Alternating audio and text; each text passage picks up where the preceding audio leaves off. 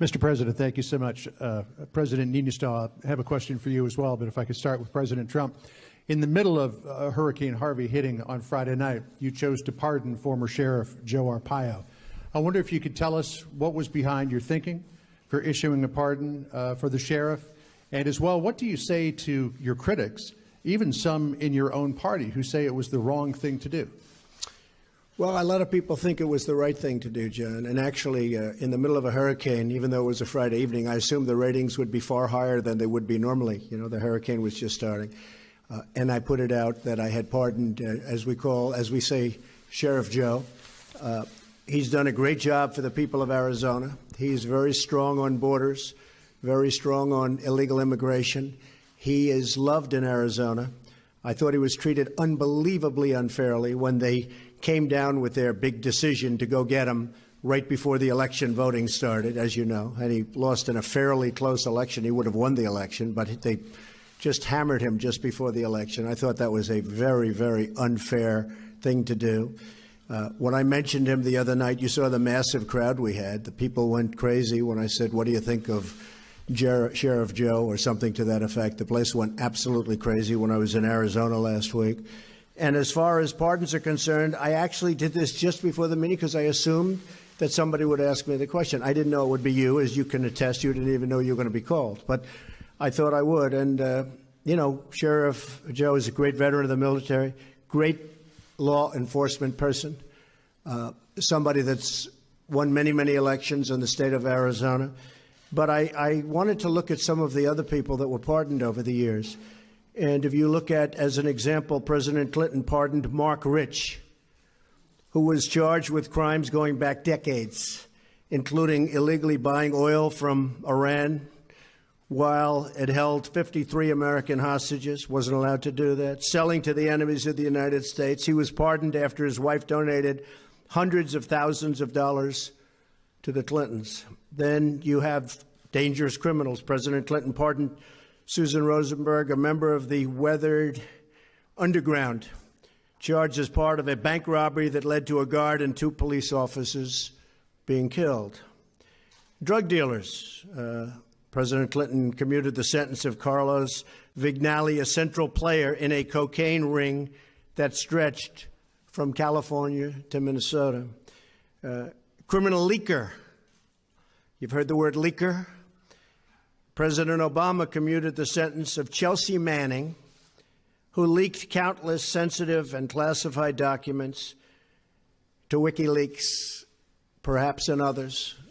But horrible, horrible thing that he did, commuted the sentence, and perhaps pardoned. President Obama commuted the sentence of Oscar Lopez Rivera, who was charged as part of a violent independence group from Puerto Rico, responsible for 28 Chicago area bombings and many deaths in the 1970s and 1980s. Sheriff Joe is a patriot. Sheriff Joe loves our country. Sheriff Joe protected our borders. And Sheriff Joe was very unfairly treated by the Obama administration, especially right before an election that he would have won. So, and he was elected many times. So I stand by my pardon of Sheriff Joe, and I think the people of Arizona who really know him best would agree with me. Thank you very much. Mr. President, I'd like to claim prescience that you did all the research, but I'm afraid I have to confess the question was fairly obvious. Joining us now with more is Fox News contributor, editor-in-chief, Life-Zet. Laura Ingraham is with us. Laura, welcome to the program. Thank you for being here. You know, one of the things as I watched all weekend, I think one of the more amazing things is how everybody came together.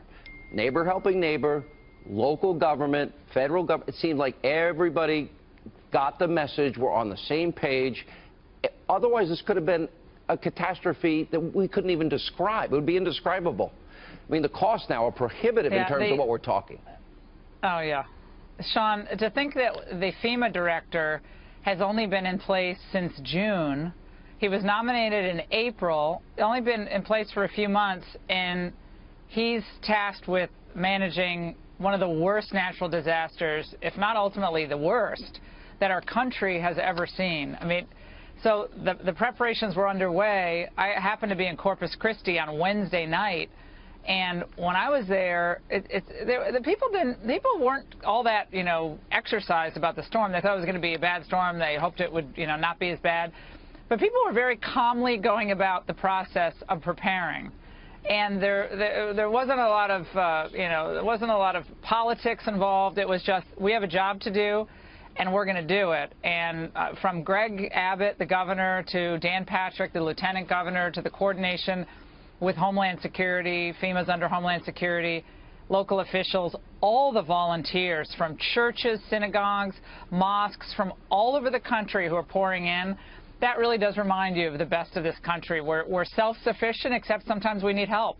We're independent, but sometimes we need a helping hand from a neighbor, and the government were appropriate, and this is a time where we need a coordinated government. And, Sean, we need all the high-placed officials, not only nominated, but confirmed at Homeland Security, at all our major departments. We have crises all over, our executive departments of staffing right now. And this reminds us all over again why we need more than acting directors or deputy directors. We need everybody in place. And it's ridiculous how long it's taken, and we've discussed that in the past. Now it shows why this is important and why the Senate needs to do their job of confirmation.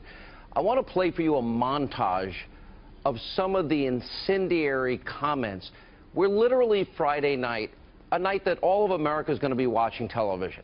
The media is claiming Donald Trump is hiding all of his big pardon to Joe Arpaio. And I just went through the FALN, terrorists given pardons by Bill Clinton, Mark Rich, obviously drug dealers by Barack Obama.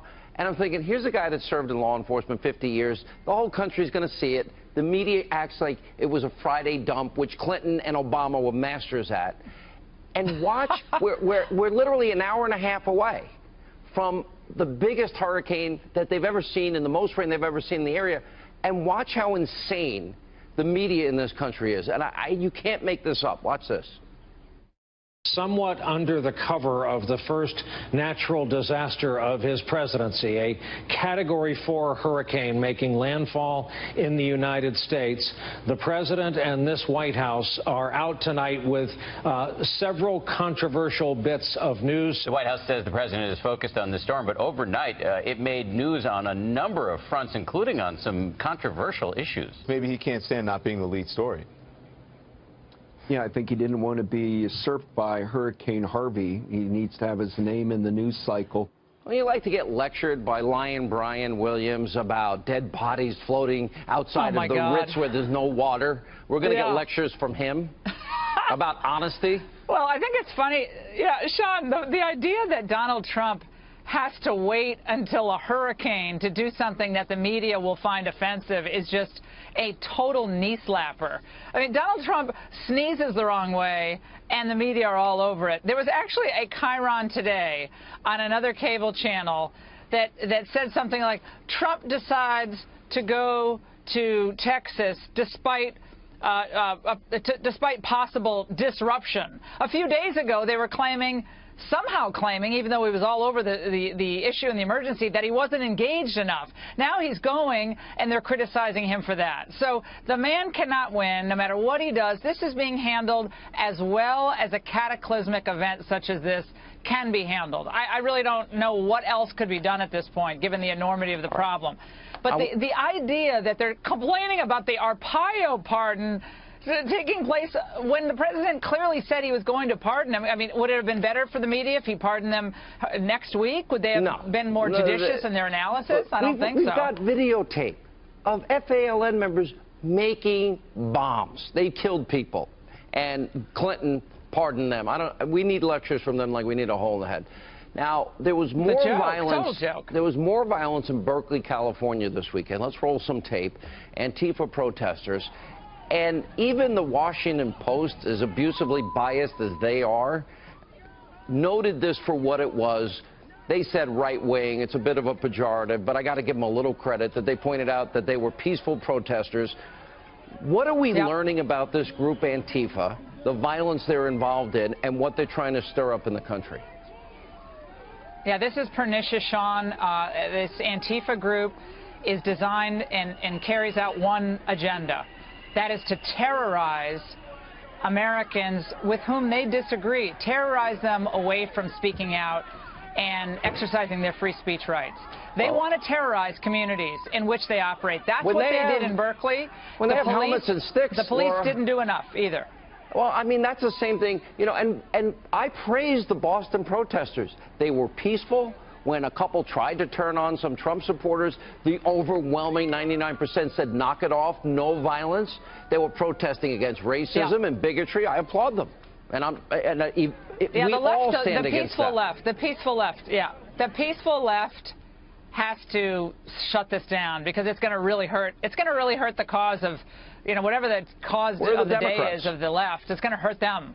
Well, it's going to hurt them a lot. And so Nancy Pelosi, Chuck Schumer, all of these individuals who spend all their time maligning conservatives as KKK or, you know, Nazi, they need to be called on what is happening across this country. The Antifa crowd is vicious, vile. They're masked, just like the KKK is, except there are more of them. Antifa is masked and marauding, and apparently they're even intimidating some police officers, which happened in Berkeley. Good police, but they're even intimidating them. So these politicians have to be called on this, just like they're called on the KKK stuff, call on the Antifa. Anyone in a mask should not be allowed in a protest. If you're in a mask, and a helmet, then you're up to no good. A mask, a helmet, and I see body armor almost on some of these people. All right, Laura, we got to roll. Thank you so much for being with us. We appreciate it.